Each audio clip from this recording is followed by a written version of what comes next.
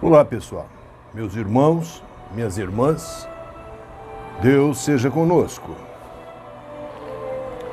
Sexta parte de comentários acerca de As 5 Crenças Doutrinárias por Allan Kardec. Hoje, reflexões minhas acerca de a doutrina dogmática. O tema musical para este vídeo, do advogado italiano musicista Remo Anzovino, executado pela orquestra della Accademia Musicale Naomis, a música The Heart of the Queen, em português, O Coração da Rainha. Seja nossa fé raciocinada, porém, com um raciocínio arrazoado nos amorosos olhos da caridade.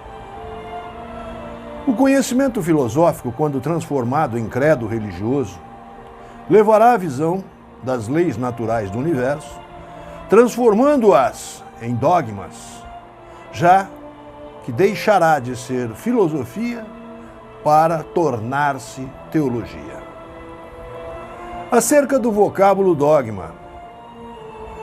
A palavra dogma foi traduzida no século XVII a partir do latim dogma, significando princípio filosófico, ou princípio. É derivado do grego dogma.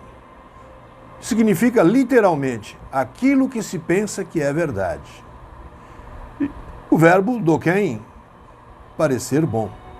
E a palavra dogma, em suas duas principais vertentes, tem-se por tese a teológica e a tese extensiva.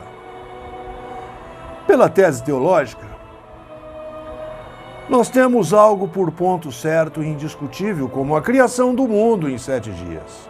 Por extensão, qualquer doutrina de caráter indiscutível ou axiomática.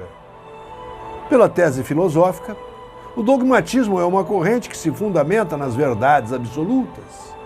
Mas, o que são verdades absolutas ou relativas? Eis aí uma polêmica indagada pela razão, o que já respondemos nos 2 primeiros vídeos. Porém, para a filosofia de corrente dogmática, o dogma tem por referência os princípios. Isso quer dizer que as coisas podem ser credíveis sem que sejam contestadas.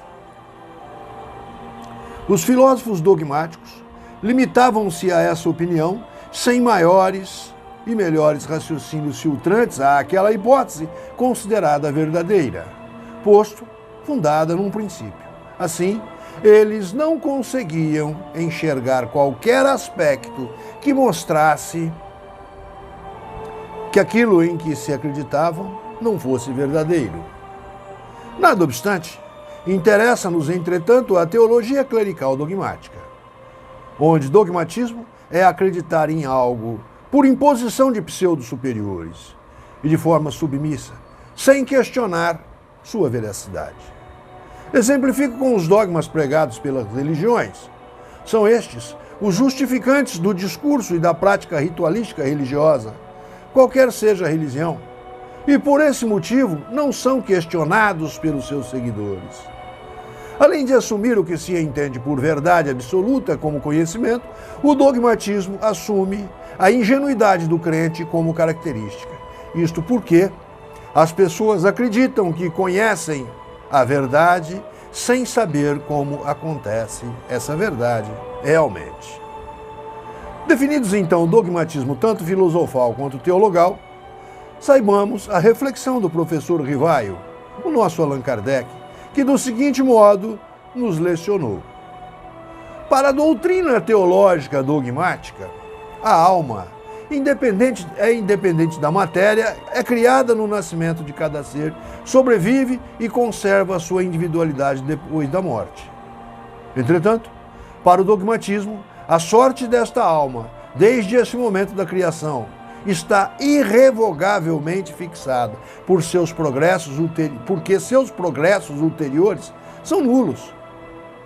Será a alma, consequentemente, por toda a eternidade, no intelecto e na moral, o que fora durante a vida corpórea. No dogmatismo teologal, os maus são condenados a castigos perpétuos e irremissíveis no inferno. Portanto, o ato, arrependimento, é completa inutilidade. O Criador mental de tudo que há criado, Deus, nosso Pai, parece assim se recusar a lhes deixar a oportunidade de reparação do mal praticado. Em contrapartida, os bons são recompensados com a visão de Deus e a perpetuidade contemplativa dos céus. Mas por pior que possa ser, e ainda o é, são os julgadores humanos clérigos teologais que arbitram quem merece o céu ou quem merece o inferno. Além de que são homens falíveis como todo e qualquer. A estes juízes é dada a competência da absolvição, a competência da condenação em instância última. Allan Kardec reflexiona sobre as consequências do dogmatismo teologal doutrinário, máxime sobre deixar insolúvel graves problemas existenciais, os quais indaga. 1. Se a alma é criada a cada nascimento da carne, de onde vêm as disposições inatas, intelectuais e morais que fazem com que os homens nasçam bons ou maus, inteligentes ou idiotas? 2. Qual a sorte das crianças que morrem em tenra idade? 3. Qual a sorte dos cretinos e dos idiotas que não têm consciência de seus atos? 4. Onde está a justiça da miséria e das enfermidades de nascimento, vez que não se resultam de nenhum ato da vida presente? 5. Qual a sorte dos selvagens e de todos aqueles que morrem forçosamente no estado de inferioridade moral, onde se encontram colocados pela própria natureza, se não lhes é dado progredir ulteriormente? 6. Por que o Criador cria almas mais favorecidas do que outras? 7. Por que o Criador chama assim prematuramente aqueles que teriam podido se melhorar se tivessem vivido por mais longo tempo, desde o instante que não lhes é dado avançar depois da morte? 8. Por que o Criador criou anjos, chegados à perfeição sem trabalho, ao passo que outras criaturas estão submetidas às mais rudes provas, nas quais têm mais chances de sucumbir do que de sair vitoriosas, entre tantos outros quesitos que ficariam sem respostas? Portanto, questões como estas, sem respostas pelo dogmatismo teologal, levaram grandes homens ao ateísmo e ao materialismo.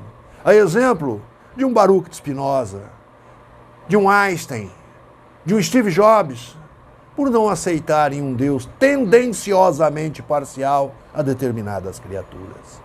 Com esta reflexão indagativa, findamos este breve raciocínio sobre a doutrina dogmática, tributando louvores ao Criador mental de tudo o que há criado.